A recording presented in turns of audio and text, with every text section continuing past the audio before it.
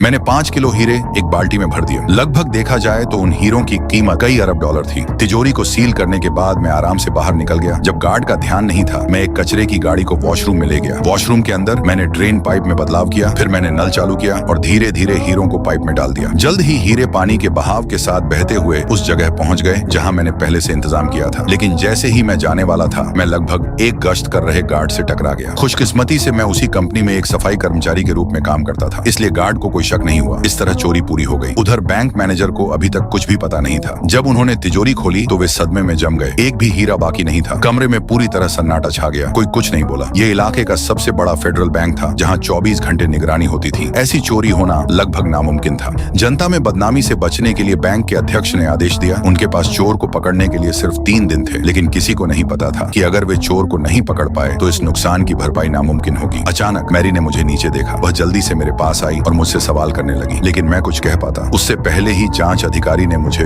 Office में बुला लिया। सभी को बैंक के अंदर ही रहने का आदेश दिया गया और बाहर जाने से मना किया गया, क्योंकि जांच अधिकारी को लगता था कि यह काम अंदर के किसी व्यक्ति ने किया है। जांचकर्ताओं ने एक एक करके सबसे पूछताछ शुरू की, लेकिन मैरी बार बार कहती रही कि उसे कुछ नहीं पता। कोई भी सुराग नहीं मिला। आखिर में जांचकर्ताओं के पास फिलहाल जाने के अलावा कोई चारा नहीं था। हीरों को ढूंढने के लिए बैंक ने तिजोरी के आसपास की जमीन भी खुदवाई। उन्होंने बीमा कंपनी के मैनेजर को भी बुलाया, लेकिन जो जवाब आया उसकी किसी को उम्मीद नहीं थी। बीमा कंपनी ने भुगतान करने से मना कर दिया। उनके पास नुकसान भरने के लिए पर्याप्त पैसे नहीं थे। जैसे जैसे बहस बढ़ती जा रही थी, तभी बैंक अध्यक्ष को मेरे द्वारा लिखा गया एक धमकी भरा पत्र मिला।